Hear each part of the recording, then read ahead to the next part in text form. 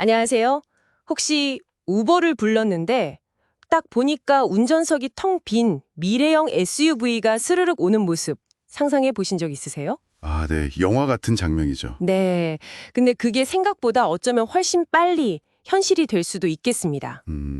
최근에 우버, 루시드, 뉴로 이 세 회사가 아주 큰 로보택시 동맹을 발표했거든요. 맞아요. 아주 큰 뉴스였죠. 네, 그래서 저희가 입수한 여러 자료들을 보면서요, 이 야심찬 계획이 대체 뭔지, 그리고 이게 결국 당신의 이동 방식에 어떤 의미를 가질지 좀 깊이 파고들어 보려고 합니다. 네, 좋습니다. 이게 지난 7월 17일에 발표된 내용인데요. 네네. 핵심만 쫙 요약하면 우버가 전기차 만드는 루시드에 3억 달러를 투자하고요. 오, 3억 달러. 그리고 자율주행 기술 가진 유로랑 손잡고 2026년부터 미국 주요 도시에서 로보택시 서비스를 시작하겠다는 거예요. 2026년이면 진짜 얼마 안 남았네요. 그렇죠. 구체적으로는 루시드의 전기 SUV, 그래비티라고 있거든요. 아, 그 SUV. 네, 이걸 최소 2만 대 이상 확보하고 거기다가 뉴로의 자율주행 시스템을 딱 얻는 거죠. 와, 2만 대. 그걸 이제 우버 앱으로 부를 수 있게 한다. 뭐 이런 계획입니다.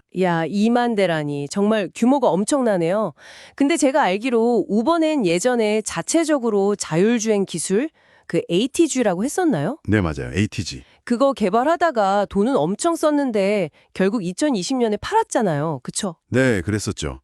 비용 문제가 컸어요. 근데 이번엔 왜 이렇게 외부 회사들, 그것도 루시드랑 누로 조합에 이렇게 크게 거는 걸까요? 그게 아주 정교한 포인트입니다. 그러니까 우버는 자체 개발이 얼마나 힘든지 진짜 뼈저리게 느낀 거죠. 아, 경험에서 나온. 네. 그 이후에 보면 웨이모나 다른 회사들이랑 제휴하면서 방향을 좀 틀었고요. 이번 파트너십은 그 전략의 뭐랄까 정점, 결정판으로 보여요. 결정판. 우버는 자기들의 제일 잘하는 거 있잖아요.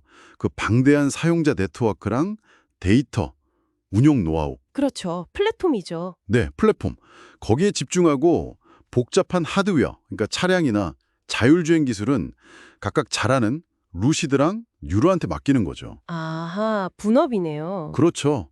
리스크는 딱 분산시키면서 또 루시드 그래비티가 프리미엄 SUV니까 이걸로 좀 차별화된 서비스를 만들려는 그런 계산인 것 같습니다. 그렇군요. 그러면 루시드 입장에서는 이게 정말 엄청난 기회가 되겠는데요? 네, 맞아요. 한때는 막 테슬라 대항마 이러면서 주목받았는데 사실 그 고급 세단 에어가 판매가 좀 부진하고 자금 문제도 있다는 얘기가 많았잖아요. 맞습니다.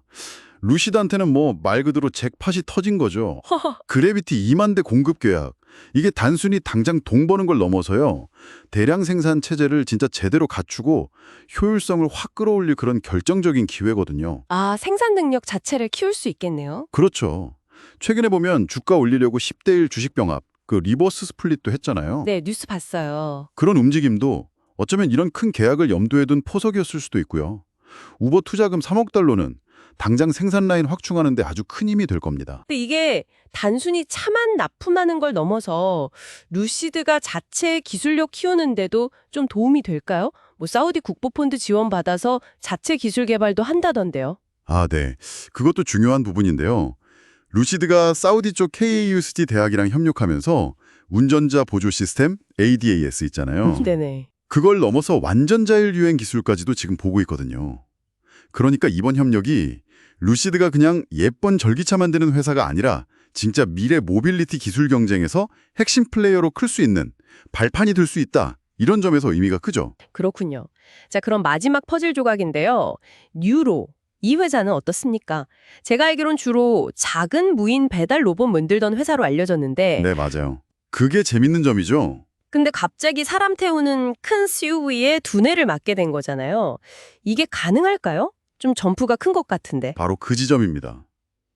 뉴로는 사실 지난 10년 동안 그 복잡한 도심 환경에서 자율주행하는 데 특화돼 있었어요. 특히 카메라, 라이다, 레이더 같은 여러 센서 데이터들 있잖아요. 네, 많죠. 이걸 잘 합쳐서 그러니까 센서 융합이라고 하죠. 이걸로 예측하기 어려운 장애물 피하는 기술, 이게 강점이었거든요. 아, 골목길 주행 같은 거 잘하겠네요. 그렇죠.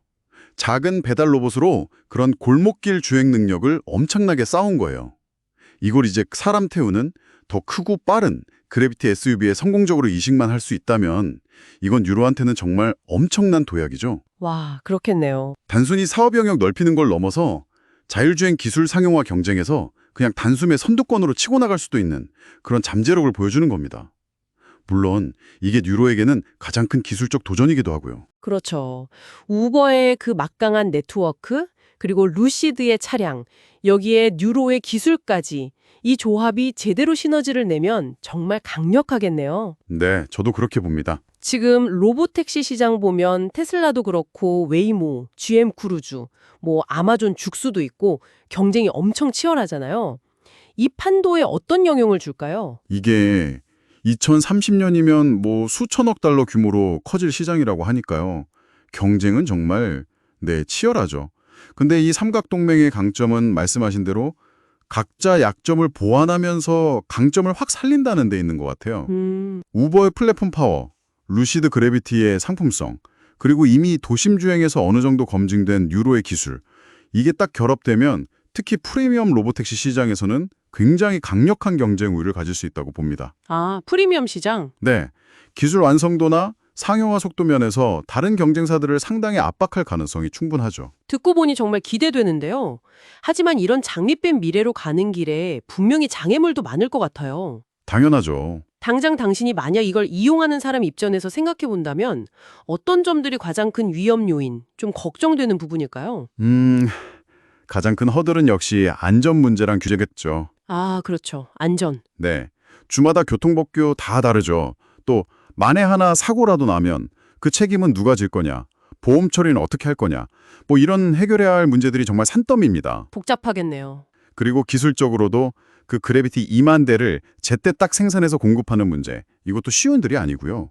배터리 안정성 문제도 있을 수 있고 또 해킹 같은 사이버 보안 위협, 이것도 절대 무시 못하죠. 아, 사이버 보안. 그것도 중요하네요. 네. 그리고 마지막으로는 이런 기술이 아무리 좋아도 사람들이 이걸 불안감 없이 받아들일 수 있을지. 그렇죠. 심리적인 거부감. 네. 또 기존 택시기사분들이나 운송업계 종사자들과의 갈등은 어떻게 풀지. 이런 사회적인 수용성 문제도 장기적으로 보면 아주 큰 변수입니다. 정말 고려할 게 많군요. 자, 그럼 종합을 좀 해보면요. 이번 우버 루시드 뉴로 동맹은 단순히 뭐 큰 계약 하나 성사됐다. 이걸 넘어서는 것 같아요. 네, 그렇습니다. 자율주행, 전기차, 그리고 모빌리티 서비스 플랫폼. 이 세 가지가 하나로 딱 융합되는 미래를 좀 더 앞당기는 중요한 신호탄이다. 이렇게 볼 수 있겠네요. 정확합니다.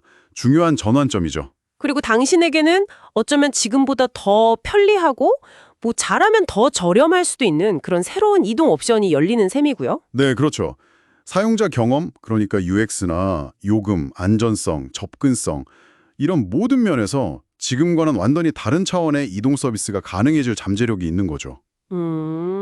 물론 이들이 그리는 청사진이 과연 실제 도로 위에서 성공적으로 구현될 수 있을지는 지켜봐야 합니다. 네, 그게 관건이겠죠. 네, 이 삼각 동맹이 앞으로 한 10년 정도 봤을 때 자율주행 모빌리티 시장에 어떤 표준을 제시하는 그런 결정적인 성공 사례가 될지 아니면 뭐 또 하나의 야심찼던 실패로 기록될지 이걸 함께 지켜보는 것도 굉장히 흥미로운 여정이 될 것 같습니다.